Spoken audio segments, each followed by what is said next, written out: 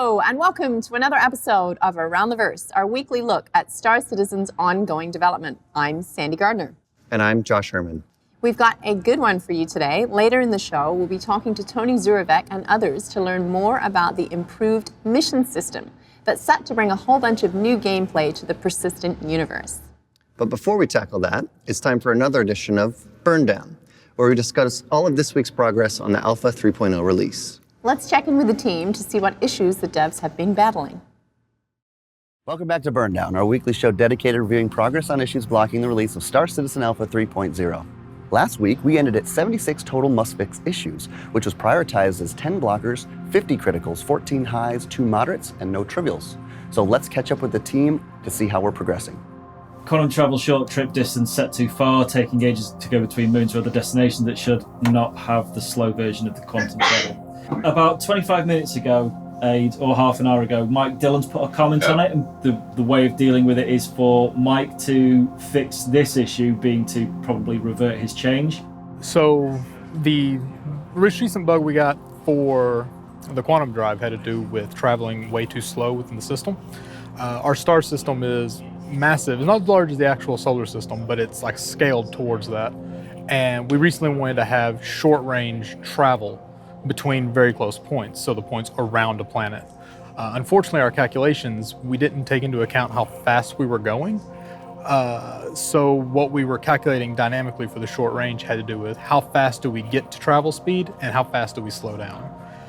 One solution we put in towards that was to also fixing targeting issues. We replaced the physics push we were using, where we pushed the ship along its forward, with a calculated envelope of where you should be. We could pass in a time and go 5 seconds in, you should be here at this speed. That also allowed us to trim our ramp up, ramp down times, working with design so that they knew that they could modify that to shorten that angle. And it allows us to now travel slowly around the planets, but still get the fast travels between the moons themselves. So it only takes like 5 or 6 seconds, maybe 10, depending on how far away. We're still working on tuning those numbers so we have nice, long, fun travels. You can get out and walk around the ships and stuff, but it still doesn't take a half an hour to go from one side of a planet to another, because that's just not fun. We had another issue kind of led off of that, where we ended up going too fast because we over-accelerated in the other direction and everything went way too far. So it's been a matter of balancing out the code, making sure it's calculating things correctly, and working with design to get the visual and the feel that they want, and then working with VFX to make things look pretty as it's going. And everything's coming along really well on that. So now it's working pretty well. We still got a few tweaks we want to do, but overall it's working really solid. Todd would define the agenda the week before. You'd be testing that agenda, would be figuring out the issues with that, and would be coming up with something that we could look to review in the event that that thing wasn't available. Right now, what we're going to suggest is commodity inventory, cargo, that whole gameplay loop of being able to sell as well, and maybe even looking at the kiosk.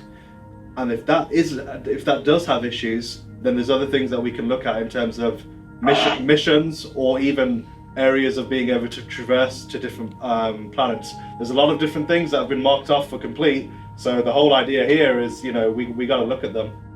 So recently, we were regressing a bug on the PU for the 3.0 build.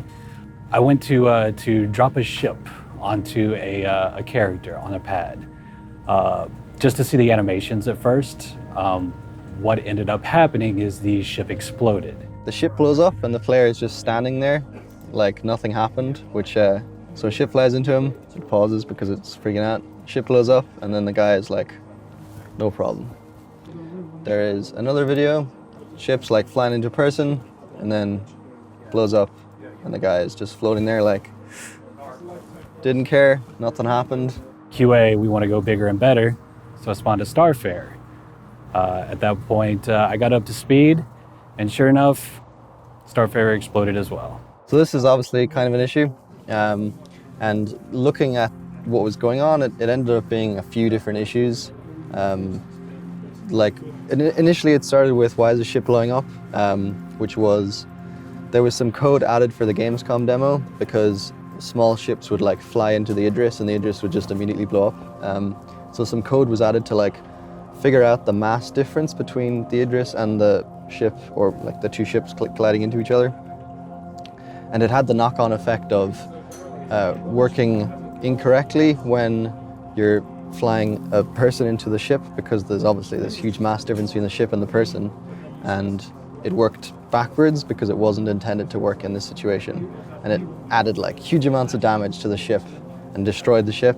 Getting hit and the damage was being applied, but he was still standing there like nothing happened. And when you like ask the game, hey, what's the health of the player, it'd be like 0, and the player's just still standing there like walking around like nothing's wrong. So you need to actually manually trigger a death, which was another step that had to be done. So now, eventually, a person in first-person view, and the ship like flies at you, and a bit of a pause, but the player is killed, blood on the screen, everything's good, and the ship hasn't blown up, which is what you want. A few of these, as I look at them, are related to like the way Eric was describing the bugs. You pull on one thread, it actually trickles and like solves a bunch of JIRA tickets. Like Prospector not taking damage on the engines. It's the UV2 overlay issue that I keep trying to push up to a higher level. So I still need to talk to engineering today during our door sprint to say, these are 2 must-haves that I need to accomplish 3.0. The rest is like, nice icing on the cake, 3.0 stuff, but these are like my must-haves. Still just going through the ships at the moment. I say that things keep going differently wrong with them. Like audio will be gone one day, back another. We're currently doing a massive task, which is all the UV2 ball maps and the damages on them. About a third of the ships, maybe a quarter of the ships, be just not to have it set up at all. So another important 3.0 feature that we've been focusing on this time is the disconnection recovery logic. So what this means is we're now able to track graceful disconnects versus ungraceful disconnects. A graceful disconnection is anytime you bring up the main menu in the game and you explicitly choose to log out, that's a graceful disconnect. But an ungraceful disconnect could be any situation where you lose connection to your ISP, or perhaps the client crashed and you're trying to get back into the game. So if the backend detects that an ungraceful disconnection occurred, then we save player metadata, as well as create some reservation tokens for individual game servers for your spot, so that when you log back in, you'll immediately be presented with a pop-up dialog that says, hey, do you want to reconnect to the game server that you're last connected to? And so if you accept, then the matchmaker will immediately put you in that instance, and at that point, the network objects between the server and the client should auto sync up. And the goal is to get you to spawn in exactly the same location in the universe that you were at the point of the disconnection. I want to go to the first thing I want to make sure we can do is traverse the system easily and well, and that's all this set of bugs is about, is from getting in, taking off, ATC working, QTing working, being able to go to locations, all that kind of stuff. We can just get that working, and so it's not a night, I'm not going in that maps all the time trying to work whether I can jump to places and so forth. We can do that kind of stuff. Then we have what I think actually is a really good start for Evocati, because it's a lot of fun. It's fun. You go down to planets, you do stuff and things. And then, once we get this set of 26 bugs left, and don't forget, these are the 26 bugs I want fixed to go to Evocati with, but I'm sure we'll fix a bunch of other stuff, at the same time and stuff like that. And then we basically go and get that in, and then once we get that set of bugs, those set of bugs fixed, then what I want to do then is sit down again with Todd, and then say, right, what's the next feature we want to focus on? And we'll pick another, say, 10, 20, like a feature, let's say, let's get trading working properly, and then maybe 10 or 15 features, and we say, right, here's the 17 bugs for that. That's the next release for Evocati. Let's get all this stuff worked on, and then we fix all the stuff in the background. We just basically pick a feature at a time, nail it down, and just keep on going that way, and that's how we're going to close this out. So as we talked about last week, we've tightened the focus of our first test plan for the Evocati, which will be traversing and experiencing the expanse of the new universe and all that entails. Then, while we're getting larger test support, we'll continue to polish and bug fix more features, push them out for more testing, and so on and so forth until release. Now, at the time of filming this, we've reduced our total must-fix issues by 50, some by fixing bugs, and some shifted over to allow for a more focused polish of traversal. And like Aaron said, this brings us to 26 issues stopping this first release to the Evocati group. So come back next week to continue getting an in-depth look at the road to Star Citizen Alpha 3.0 release here on Burndown. Remember, we also published an updated 3.0 production schedule report every week. You can find it on our site to explore further details about the status of 3.0. Let's now turn our attention to the mission system. With all the moons and planets planned for Star Citizen, it was important to design a procedural mission system that could provide plenty of content. Yet, we needed to do it in a way that also incorporated handcrafted missions and characters to make sure that the universe feels alive. The blending of procedural and handcrafted missions has been a goal of ours from the very beginning, and with the release of 3.0, you will get to experience the first implementation of the new system. Let's check it out.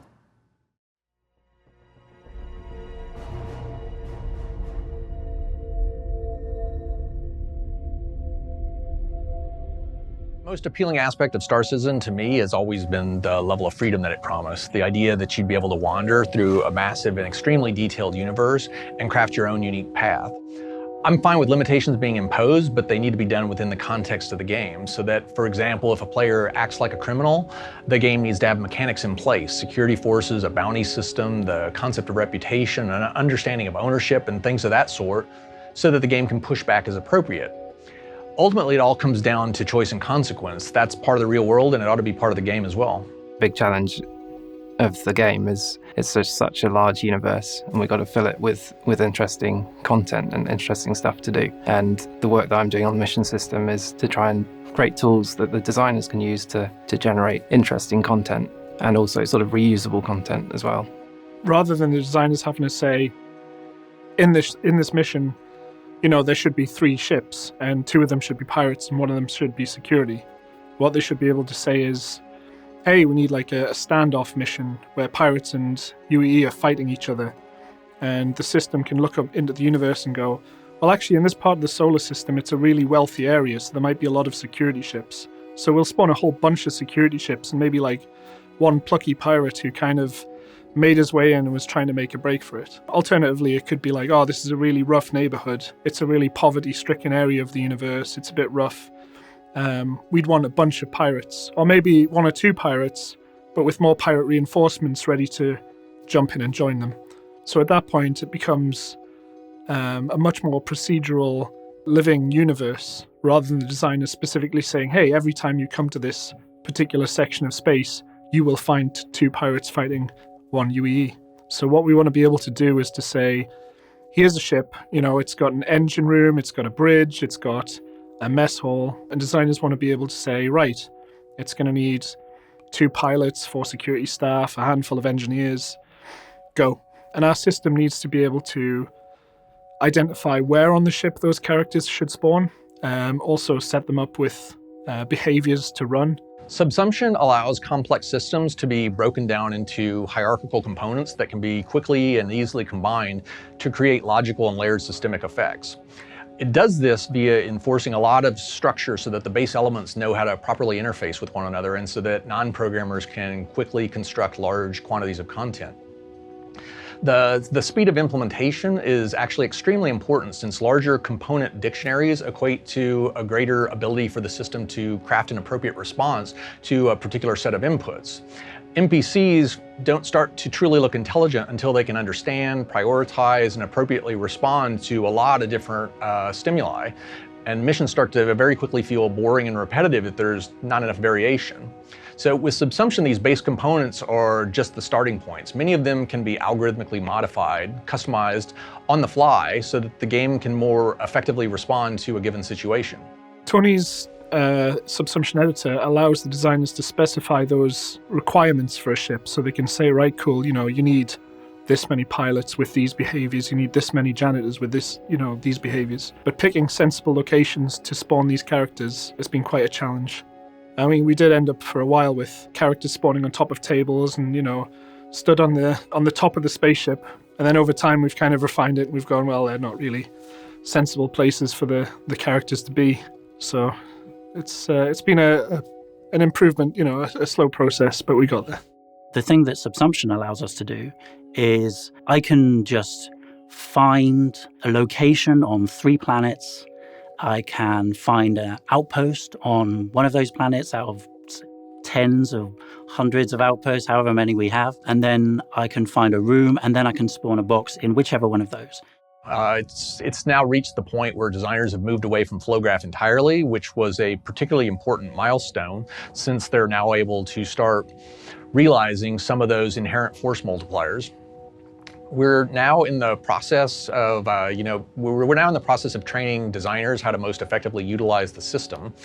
This is going to take some time since it involves getting them to think about some things differently than they have in the past. So it's a lot more open. We have a lot more kind of opportunities to do missions that are more expansive. When we decided to go to Subsumption, we were left with a choice, and that was whether we'd go in half-heartedly kind of thing. We'd keep the old missions there and support them, keep them alive in FlowGraph, and just make the new missions in Subsumption, or whether we just rip it up and start again. We can't have designers and coders keeping two systems alive because bugs appear all over the place. You can never just say, this is done, and it will always stay done.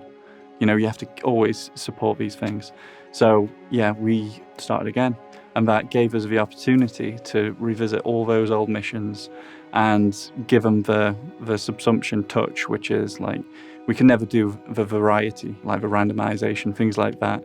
In FlowGraph, it's just not possible. Working with Subsumption is quite similar to how we used to work with FlowGraph. It's still a visual scripting tool, and we still have to build missions with objectives and logic to progress a mission. But Subsumption allows us to build things in a more modular way and a more reusable way. So if we're building, say, if we're going back to this mission where we're picking up a box on a planet, for instance, in an outpost, we would make a little bit of logic that is reused for any number of missions, where it's something like when you pick up a box and it shows the objective where you need to take it. And then when you drop the box, the objective appears on the box. We only actually build this logic once in Subsumption, and then we use it multiple times in many missions. Now, that seems like a really small little thing, but having to only be able to make that once and then use it multiple times across mission content actually means that the experience is more consistent, and it also frees us up to do more interesting things. One of the biggest challenges to getting Subsumption up and running has been getting the right people in place. I've built similar but considerably less advanced systems over the years for other games, so I was able to pretty quickly get a good sense of how I wanted the architecture to actually function. What I really needed, though, was a counterpart on the game side, someone that had dealt with a lot of the same issues and spoke the same language, but that had a really detailed knowledge of CryEngine. And so we lucked out when we were able to pick up so many talented people from Crytek in early 2015. One of those in particular was Francesco Riccucci, a lead AI engineer with a ton of experience. We've since added a number of other people to the effort, and the end result has been that things are now moving along at a pretty solid pace on a number of different fronts. The last thing that I'd mention in this area is that continues to be a challenge to getting Subsumption out the door, or what I'd call the endpoint systems. These are the pieces of technology upon which chunks of Subsumption logic often depend. Pathfinding, for example, it's been operational for probably a couple of years, but it's only been relatively recently that a lot of the visual glitches started to finally get addressed. Now, such things, they might sound purely cosmetic, but abrupt turns, hugging walls, and improper acceleration, they quickly rip you out of the game world and break that sense of immersion that we're aiming to get. There have been a lot of other animation issues, particularly with regard to usables that had to be solved before characters could properly interface to everything from chairs to control panels to crates and so on. Subsumption is tightly integrated with our object container system, which means that it had to reach a certain level of maturity before we could move forward. And this is actually just the tip of the iceberg. There are many other systems upon which Subsumption depends that had to reach a certain level of functionality before the system could really start to flicker to life. That's actually why getting Subsumption into 3.0 is such a big deal. It means that a lot of other critical game systems are now starting to either come online or have reached a certain level of refinement, which is why I expect gameplay to start making considerably larger leaps forward in the future than it has in the past. One day I was just trying to get a couple of guys, the bug of two guys, and usually with the bug on screen. So we have some functionality on the game where you can look at a character, press the slash button on the num keypads, and then it will immediately show on screen like what it's trying to do as a behavior. So it shows the behavior, let's say the activity in which it's in, the sub-activity in which it's in, the logic is running, the variables that are running, and what we call the personal log. And the personal log is similar to what we're talking about, about the story, because the way I tend to write behaviors is really to tell the story of their decision flow. So you can read and say like, oh, I'm really angry, now I need to go to pick up something. And say, oh, I couldn't find something, then I'm gonna go buy something else. And you can see from the story if something goes wrong, because you know which story you're trying to tell, and if something is odd, then you immediately spot. But then it was impossible to debug two guys at the same time because of the space and the screen. So we created the Subsumption visualizer, that is the kind of representation of Subsumption in the game, in the engine. And at the beginning it was just debugging activities, and then I had the help of Dave Pollard because he also wanted to debug the missions with this other designer. I was like, okay, then I will add the mission debugging, and it started something that we needed. And then people really started to like, because oh, now I can keep track of an infinite amount of log, not only the last 5 lines, and I can see things changing. And then we started to implement other functionality. For example, Dave helped me implementing the ability of changing variable values on the fly. So you can take a behavior that has a timer of 5 minutes. There's I really want to test it. I just want to make sure that I'm not waiting 5 minutes for the screen, that you can change the timer value. Or, you could reset some of the values just to make sure that this gets triggered again. And then we were talking with designers, and of course, when we started to work on the conversation, their problem was oh, but I cannot play the whole mission to just trigger one conversation that is at the end of the mission. So I worked basically with another tool programmer that is here in Germany, that is called Gabriel. And we made what we call the conversation tab in the Subsumption visualizer. And there you can see all the available conversation. When you select one, you can basically see which participant on the conversation are needed. And then you can check on the game which one are available, all the actors that are in the world.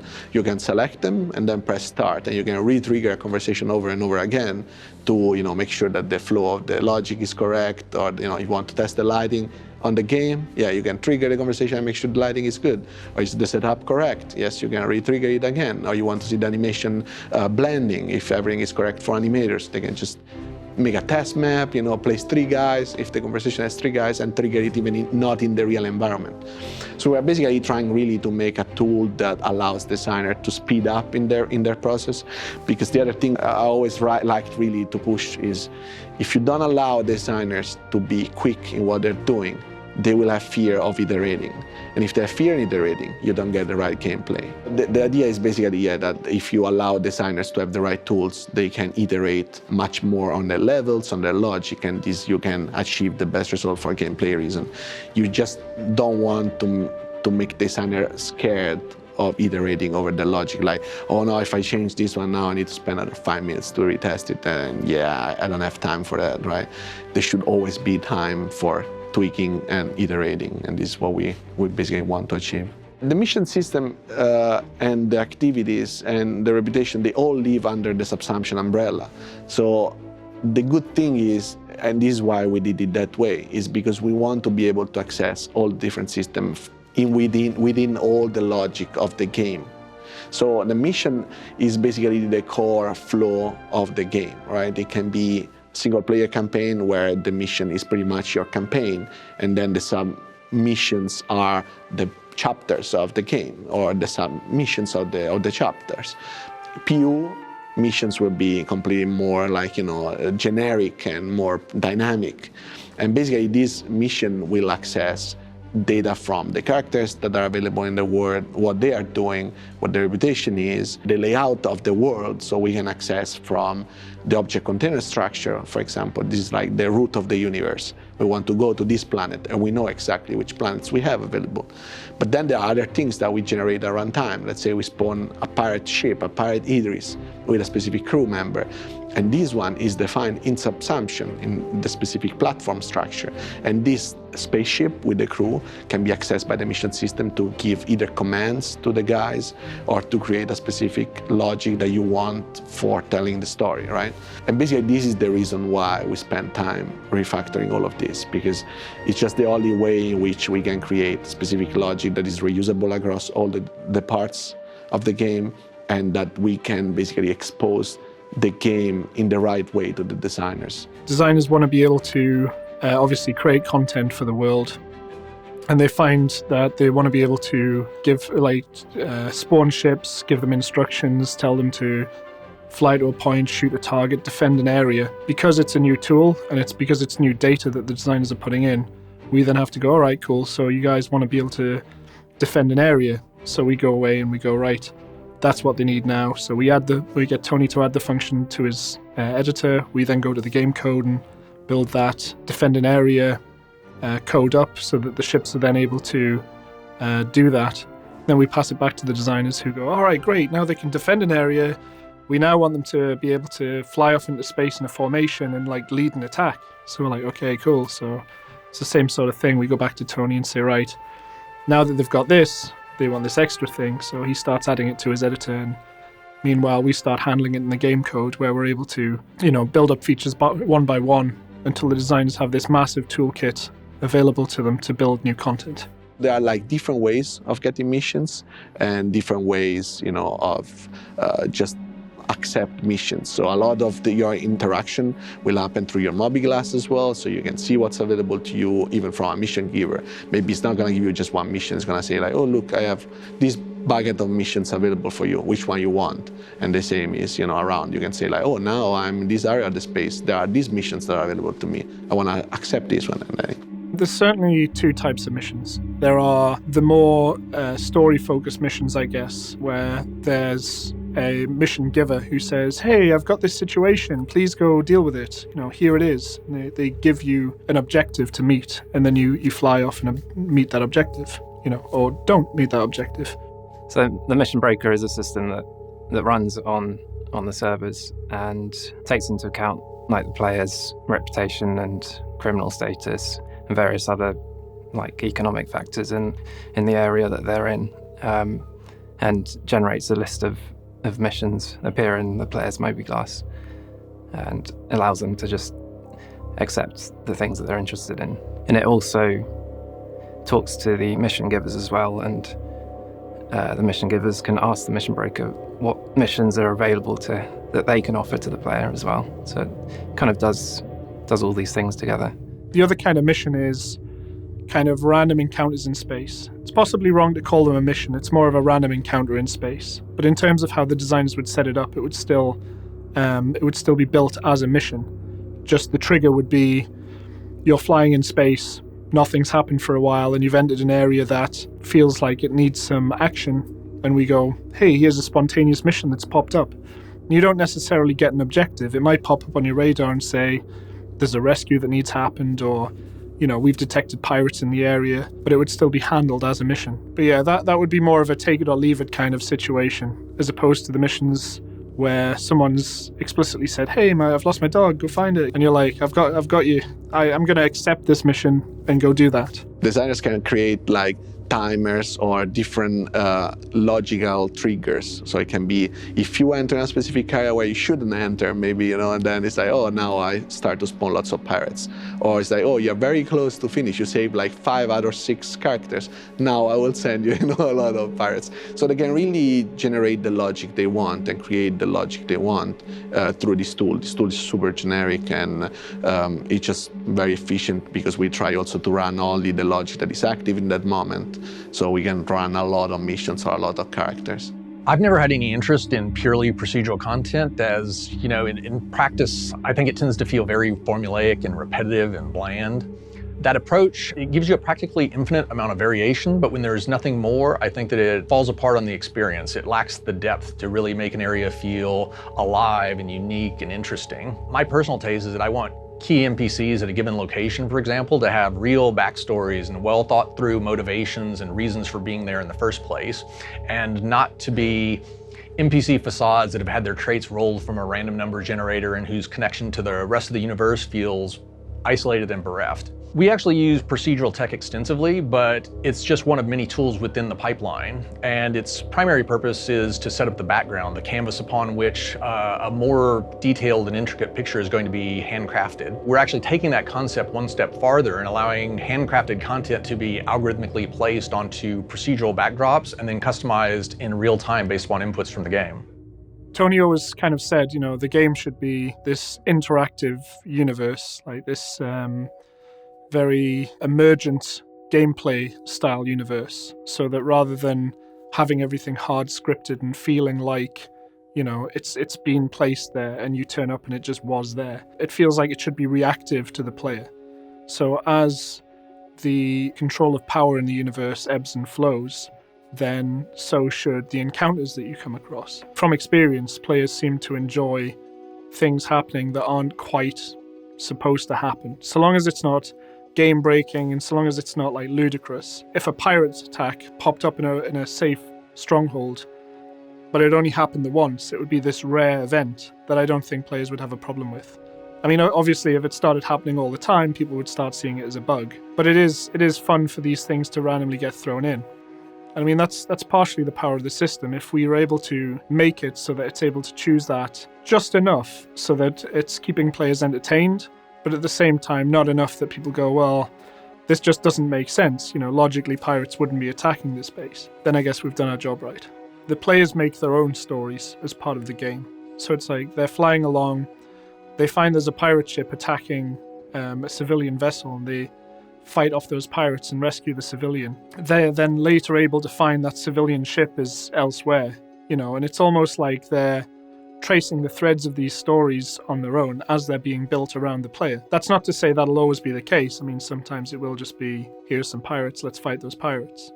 But it would certainly be nice if we're able to start tying these missions together, and maybe tying missions onto the back of other missions. So you save this civilian, say, from a pirate fight, and he turns around and goes, oh, my ship was damaged, I was meant to take this cargo, this valuable cargo to somewhere, and then suddenly it opens up a whole storyline for the player where they could potentially take that cargo or steal that cargo, depending on the inclination of the player. But it starts letting the players build their own stories. And I know certainly from speaking with Tony, he was hoping that there'd be a civilian rescue mission, say. So you fly in and start defending this civilian. More players join, start attacking you because they're playing as pirates, And then suddenly you've got an all-out war between a bunch of players. And at that point, the players are really building their own narrative. It's less, hey, here's a very small mission encounter, where we've turned up, shot some guys and left. It's become more like, hey, no, we turned up to try and save this guy, and then these players turned up and started fighting us. So then I called my friends, and they turned up and started fighting them, and then we tracked them back to their base, and a whole bunch more of them turned up. When we develop a mission from scratch, we start with kind of a very high-level direction from Tony, and then I take that away and kind of flesh it out into something, a mission with objectives, and then I'll run that by Tony and Todd. And if we get the thumbs up, we then. So I sit down and I flesh it out further, and I try and think of all the ways that I can keep this mission open to narrative dressing as possible. And a really simple example of that is, go collect a box. Very simple objective. And you can think of thousands of ways to dress that differently to make it interesting. But when you start talking about more complex missions with several objectives, complex objectives, the narrative dressing you can put on that, there's less variety you can get out of it. So that's where the writers come in. I try and leave it as open as possible and give examples of, ways I think we could do this. And then they'll just build on top of that and give us 10 more ways, we can make this sound different. All we might need is a different prop for this or something. And that process is very fluid, and it's great to work with those guys. I mean, we're in pretty much daily communication usually, but when it comes to these, the mission creation part, there's a constant back and forth of mission designs and then dialogue and mission text coming back that we can go over and go, we need this changing because the objectives such and such.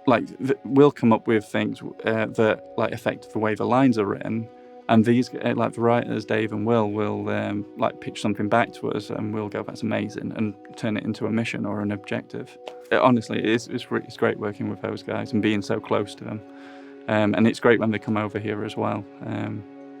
Actually sitting down with them and just kind of thrashing out. For example, I'd say my favorite example of that writer-designer relationship is Tessa Bannister, who is a character who lives on a ICC probe. Between the writing, the actor, and like the implementation of the lines, we managed to create this really, really likable and like vibrant character. But the players, you know, I mean, they seem to really love her. And like my small part in that is the way we arranged the lines. Like the writers will give direction on each line to the actor. The way the lines come back, there's always a very slightly different tone. So she might be supposed to be upbeat for all these lines, but she'll be upbeat slightly more on one of them. So what I did was obviously I listened to all these lines, and the way I ordered them, because it was just kind of a linear progression, like you meet this person and then you do missions for her.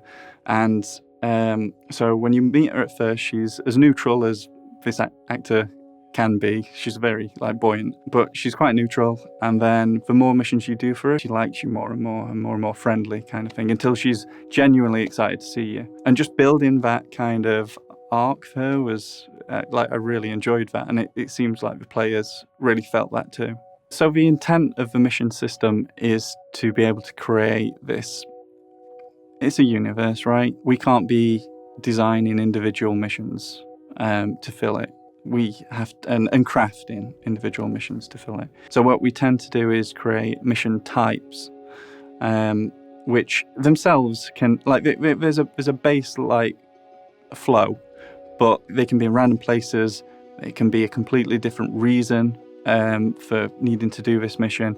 You can be attacked by different people at different points throughout it or not. There are a whole load of variables. So we create this like template that has the option of all these variables. And then that can be generated over and over and over and over again. And I'm not going to say you'll never play the same mission twice, like not in 3.0 anyway. But the moment you have this full galaxy and we've gone in and marked up all these different places for it to be and come up with all these different enemies and such, it's very unlikely you'll ever get the same mission twice. It's exciting to be seeing all these new gameplay elements come together. When combined, players should have a wide variety of missions and unexpected encounters just waiting for them to create their own Star Citizen story. That's all for this week's episode. Thanks to all our subscribers for making this all possible. This month's Jump Point will be released this Friday, so subscribers should check it out. Yes, check it out. And also thanks again to all of our backers for supporting the game. We truly appreciate all that you're doing to help develop Star Citizen. Until next week, we'll see you around the verse.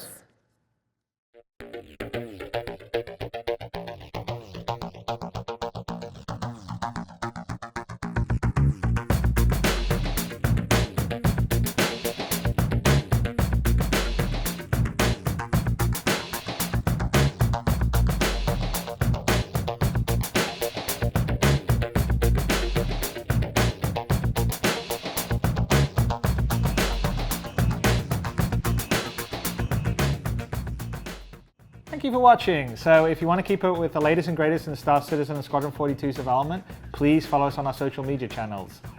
See you soon.